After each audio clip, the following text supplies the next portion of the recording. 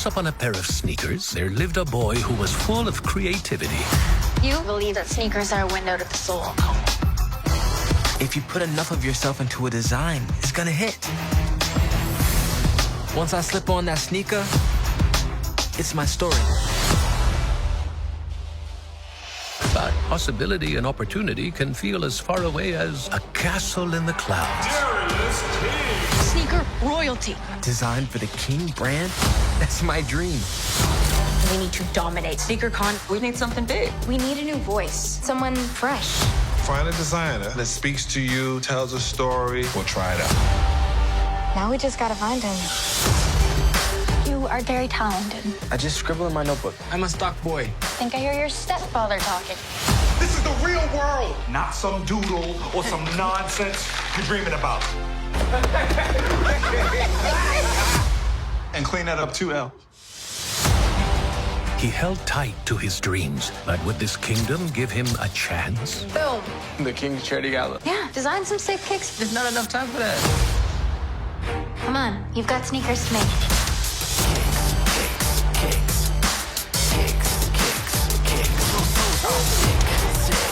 Whoa. You put in the work, Al. You're ready for the big night then.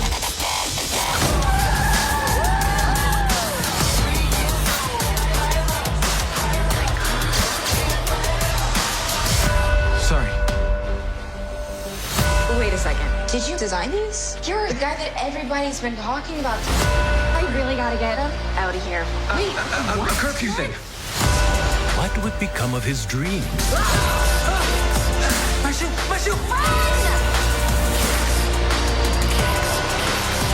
Well, that would be its own kind of magic.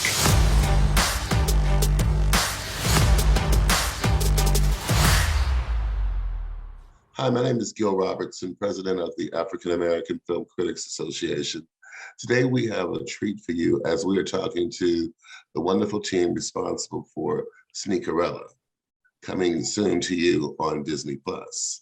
We're going to kick things off by introducing you to the AAFCA members who are part of the call today, beginning with Katia Woods, our facilitator in Philadelphia, Reggie Pounder in Chicago, Bonnie DeShong in Chicago, Rhonda Rasha Penrice in Atlanta, and Dana Abercrombie also in New York. I'm going to let you guys do what you do so well, and I will see you on the other side. Hi guys, I'm Reggie Pounder, the Real Critic out of Chicago. Thank you for joining us. This was a fun movie. It's a lot of fun. And I actually want to get to John and Chosen on this rap thing, because I need to know who spit the best, and if we can get a battle or something. Tell me what happened with that. Well, this is funny. One of my favorite battle rappers is named DNA, right here out of New York, and he hit me this morning, and he was like, "I should have been on there." I said I represented you as well as I could, but the talent is Chosen. Chosen is one of the most talented people I've ever met in my life, and I can't believe the kid is way under 25 years old. But he made it easy on me. No, this is John's natural talent. I mean, his charisma, just in regular life, let alone when we get on camera, he's such a pleasure to work with. It was just fun. He makes it so much fun. You kind of forget that he's a legend because he has a humble demeanor about himself. So, I'm a huge basketball fan as well. So I was already coming in with his reputation precedes himself. And I mean, his talents in film are he's just a naturally gifted guy, and he works hard, and it was a pleasure working with him. Yeah. Look at this. We did this movie, a year and a half ago, 2 years ago. And then this morning on Good Morning America, Chosen is in step as if we just rehearsed it yesterday. So, I mean, I watched it this morning going, this kid is amazing. And I appreciate that legend thought, but I'm telling you, I'm going to be able to say, yeah, I did one of his first early movies. I'm telling you, I'm going to be able to say that. I appreciate that, Mr. John. Thank you so much, you guys. Hi, Grumpy from the Hey. Coalition. My question is for everyone. We have seen plenty of retellings when it came to Cinderella. What was it about Sneakerella that one personally spoke to you and that you felt that the general audience would really feel impacted about? I realized, because my boy Romy was there, and he brought his homie and his wife and a daughter, and the daughter was 4 years old. And she was watching it, and she looked at me, and she was looking at the screen, and she goes, "That's you." And I was like, "Yeah." She said, "Is this real?" And I was like, I realized that her first image of Cinderella is not Cinderella, it's going to be Sneakerella. I realized that on at the premiere that any kid, this is it. The other Cinderellas no longer exist. Like, this is the story of coming of age and magic and literally and believing. And I was in this movie. That's the only way my brain is calculating this now, that every kid is no longer going to see the its idea is us. There's diversity of every color, from blackity black to lighty light, is in this movie. And it's no one is mentioning it, because it is what it is. It is naturally what New York is. It's a melting pot. And I keep saying it, I'm in this movie. I am seriously pinching myself every few seconds. Yeah, honestly, for me, for one, to be able to be a part of, Cinderella, which is just a story that's been told for generations. If I say Cinderella, my ears perk up, my mom's ears perk up, my grandmother. So that alone is such an honor. And then to be able to pivot and tell it in such a way that reflects our world, in a very authentic and special way. And like Mr. John said, I'm still young, but to watch this film and to see the kids there dancing to the routines and singing this kicks, singing these songs, it reminded me of me as a kid being in the living room with my mom and my sister, learning these songs to these movies that, to me were the world. And I feel like as an entertainer, as a storyteller, that's my job. That's the goal, is to make something that can impact the next generation, and something that they can remember and reminisce on. And I just feel like this is a movie that will stand the test of time, and it just has so many beautiful visuals, but also messages that I think will be very universal, outside of just me as an African American actor, but as a human experience. I feel like it just transcends cultures and countries and religions and creeds. So yeah, very special project. Yeah, and for me, it's really, I've always loved the Cinderella tales, but really, like my dad used to sing Chuck Jackson's, in the storybook, Cinderella lost her slipper. And that, for me, I never saw that Cinderella, but that was the Cinderella story that, I grew up with, dreaming about. Where was that going to be? Would that be me? And all those movies like Five Heartbeats or Love Jones or West Side Story. I was a great musical lover. My dad was a singer and cut albums, and I made many hip hop music videos, and all of these things were really exciting. But when I read Sneakerella, it was like, wow, I can make use of all this other kind of iconography, all these things that we've always projected ourselves into and imagined. But here on the page are people that I know, like people I can relate to, friends of mine that were African-American sneaker designers. They were all at our premiere. My friend Jim Metellus, who designed the first sneaker shoe for Diesel. You don't know his name because he never got any credit for it. Many people that I know who grew up, just from the streets. I worked with Nas. He, all the artists in Astoria and Queensbridge, like these sort of symbols that are in this film, in addition to the Cinderella story, I just knew they would resonate and that we needed them, especially at the time that we were having a couple of years ago when we were filming this. I do not, I'm sure we all cannot forget those moments of like sitting by the news. Everything was anxiety producing. And, this movie is a real chance to not think about the polarization, but to really talk about community and what it takes, what we have to do to support one another. And also that, the brilliance and the entrepreneurship in our communities, Black, Latin, Asian, whatever, all these outer borough kids, of which I was one, I feel like the chance to put us front and center was phenomenal. And then to work with Chosen and John and Lexi and just the amazing, behind the scenes department heads, which were super diverse, that was important for us. And like how John said, every color, every shade, that is not an accident. We wanted it to look like the New York that we know, and I always joke, yeah, well, the evil stepbrothers are the light-skinned stepbrothers, because that was important, that they could not be the brownest people in the movie, and even like the stepfather, he couldn't be an evil stepfather who's trying to make ends meet and take care of his kids. He's got 3 sons.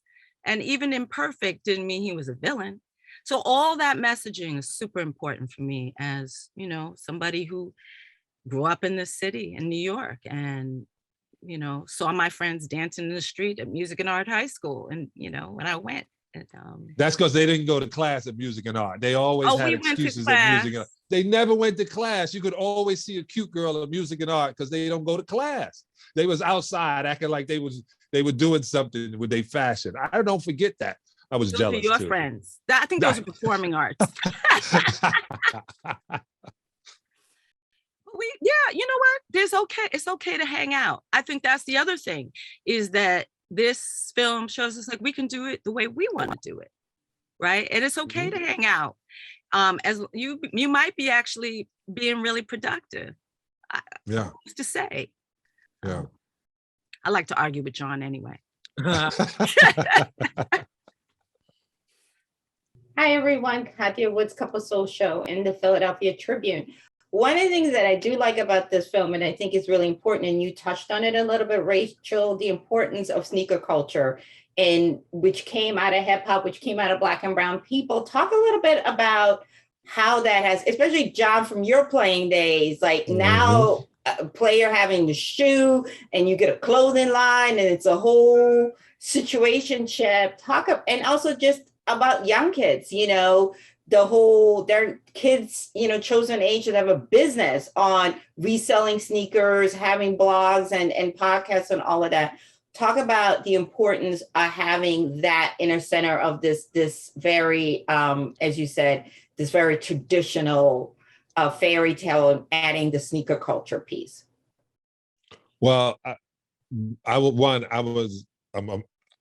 a collector of sneakers, but I've always been.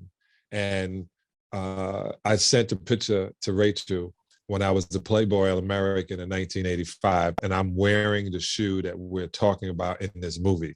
And the first thing she said is, we can't get this picture cleared, saying it was in Playboy for a Disney movie, but I wore that shoe.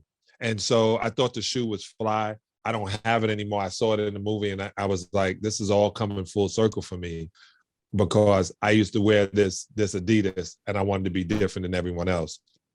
To the point where my agent signed me with a VIA when he just signed Michael Jordan 2 years earlier to this huge Nike deal. But he was trying to spread the money out, I guess.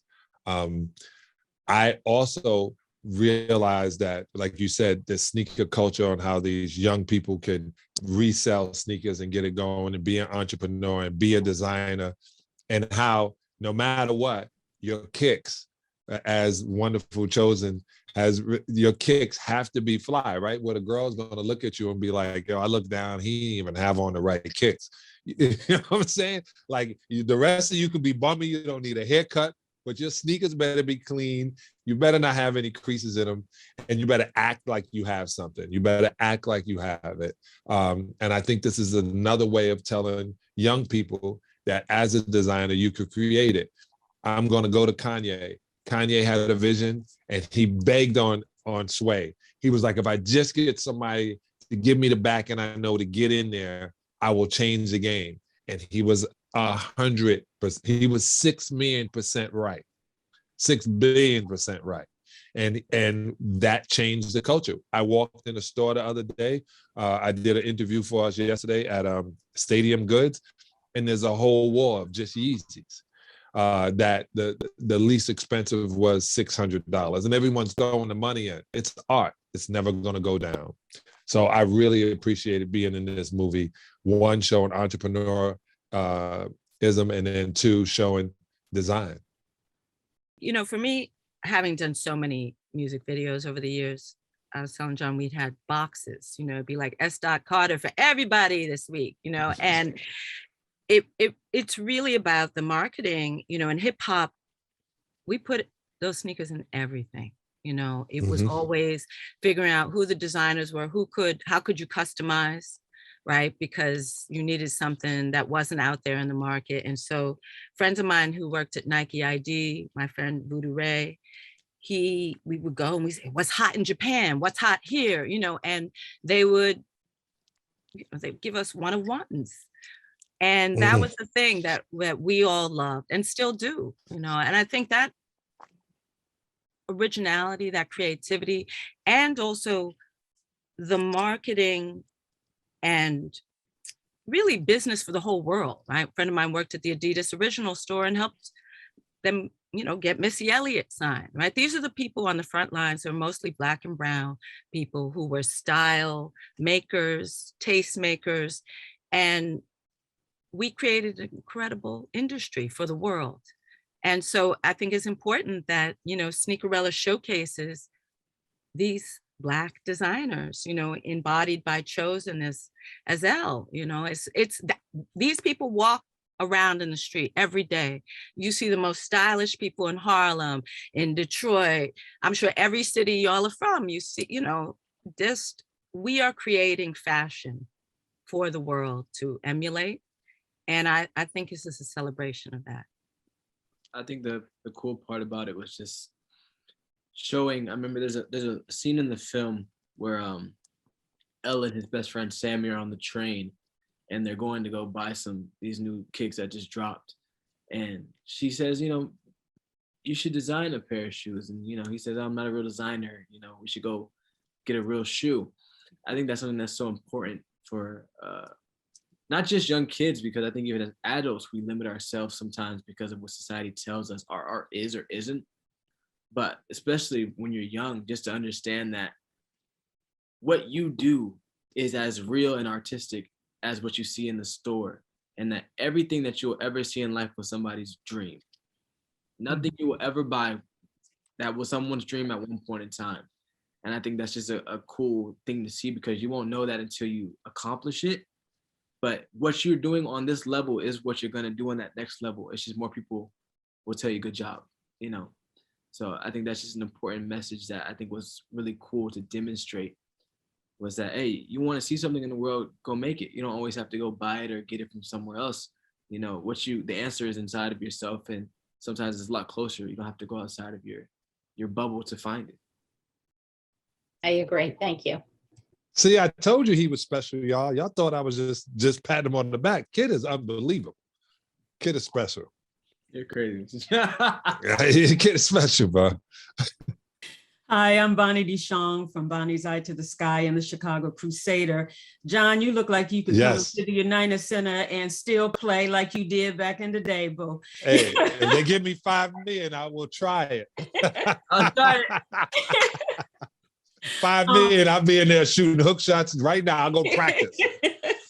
Rachel, you touched on this a little bit. I was really interested in the way you portrayed the men in this film, because in Cinderella, the stepmother or Cinderella, was always at the end cast aside or jumped on or whatever. You know, she was just like the bad witch of the whatever. You guys had the stepfather sort of redeemed, where Elle, said, okay, second chances. And also the fairy godfather. What was your thought about having a positive end to the male image in this film? It's important, just as you would have a female Cinderella story, you want to have a breadth of viewpoints and portrayals, right, of young women and older women. You want to have the same for men. We're all just human beings, and there is a spectrum, and we also all are evolving and changing. And so just like the wall, right, that, it's always changing. And I think it's important for us to see the fullness of what masculinity can look like. There's no one thing. All of these men are special in their own way. And even, as we laugh about the stepbrothers, they're just insecure, trying to find their place, right? They're annoying, but they're little haters. We all know those people, right? And I think that we're all redeemable, right? And that you should be looking, here are these mentors hiding in plain sight, right? The gardener, played by Juan Chorin, was the fairy godfather. I mean, everybody's got somebody like that in their neighborhood, right? Who's always looking out for them. The stepfather, it's just, I think I have many dads in my family. I got one from Pittsburgh, from Steel Mill Town, Clareton, another from Nigeria. And I even have one from like the woods in Vermont. And they're all very different. My uncle, they all influence us in different ways. So I think the portrayal is to just say, what is a Black man? Well, it could be any one of these people. And that's important for the world to see. Yeah. John and Chosen, would you like to respond on any of that? Yeah, I love the fact that one, you would think somebody when they get overshadowed and they do something that they wouldn't give a second chance.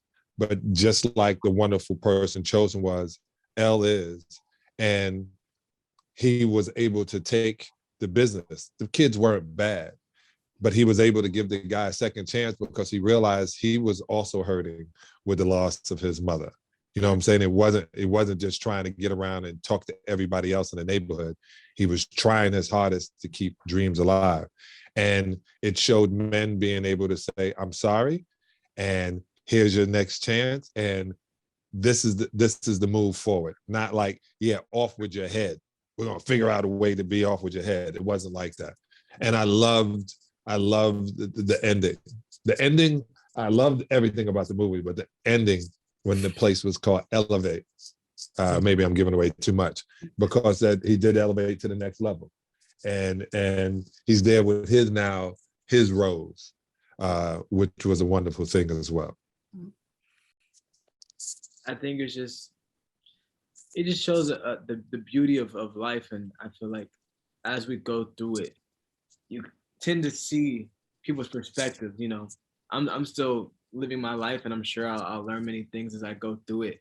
But even if I look back a year ago, I'll look at different situations I was in. I'll see, I may not agree with what you've done, but I can have empathy for what you did and understand why these things happen. And I think that's such a beautiful message. And I really give credit to, Miss Rachel and the team who made the film, because I feel like they really wanted to portray a more grounded Cinderella. That's why I say it's special about this one. Outside of the beautiful music scenes and the numbers and the dancing, they really want to show that magic in our real lives and how to find it. And that magic isn't as apparent as it is in movies most of the time. It's hidden in your neighborhood, and in the old man across the street who wants to help, and your stepfather who's not perfect, but he still feeds you every day and he's trying to relate to you even though he doesn't. And I just love the fact that we were able to elevate past a place of judgment to a place of empathy. Exactly. And I think that's the thing that universally as a message would just set us up for just a better world. Is I don't have to agree with what you've done or even relate to what you do, but if I can just look at you in an empathetic place and try to understand that you're having a human experience as well, then, we can find a way to elevate and get to a new place and, you know, make something beautiful. Thank you. See, the kid is unbelievable. Hey, y'all. Moral compass of our film. Well, no question. I got to jump off, but thank you. And sorry for my tardiness. I've been up since 6. But looking good, John. No worries. Thank you. Well, Chosen, I need you to play Nas because like on the real. Like young Nas, if it's a biopic in the works, you need to be there. Okay, I got you. I'll talk to the team.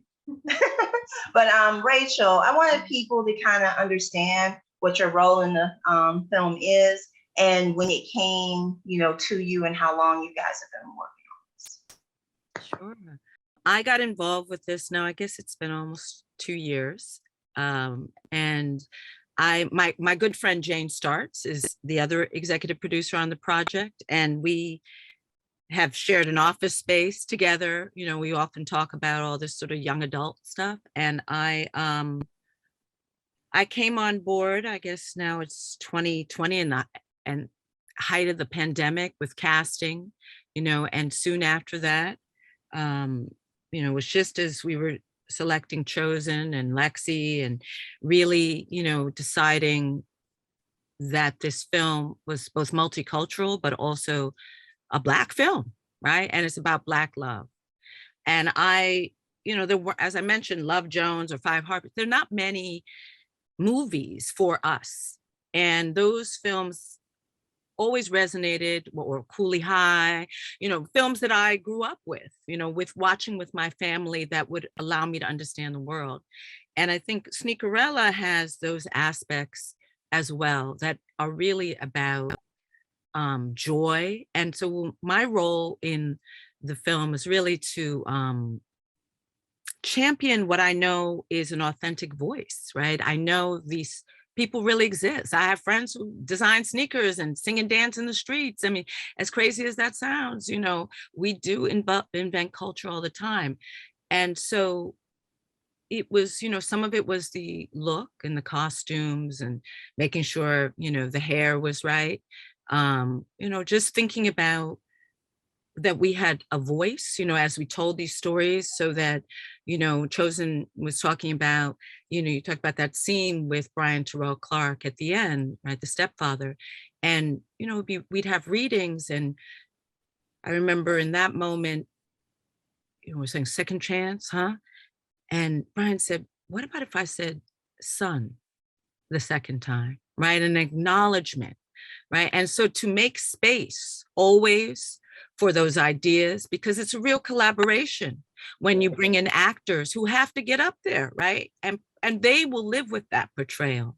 Understanding, you know, hey, it's going to take, you know, longer than you think to do our hair. And we need to do, you know, we are going to have different changes, you know, all the time, even, you know, with Chosen going to the ball, you know, guys they want to do their due too. Like, so things that we're thinking about, well, why is his hair changed, right? Like, and then Rookie Styles, our hairstylist, said, oh, I got a sponge brush, make sure the sponge brush is over there, you know, and they may seem like little thing, but they're not, you know. These are things that I know will get a laugh from us, right? From a so I don't know, Chosen can tell you better. We had lots of talks, and it was a lot of fun and a lot of hard work, you know, but my job is to keep the spirit and remind us that we're trying to make something joyful for ourselves. Not easy. You know, we need to go through that catharsis, but that we all need to give ourselves a gift that's not about a shoot 'em up. It's not about, you know, just we can take hard lessons without being scared. All those things are important to me to bring Black love and Black joy to the screen. And the talent and, you know, that we have in this film is undeniable, from the music to the costume designer, Rachel Grubbs, and our DP, Matt Sakataniro, and just all of them were phenomenal. So it's just to support them in what they need, you know, particularly since many of them were Americans working in Canada.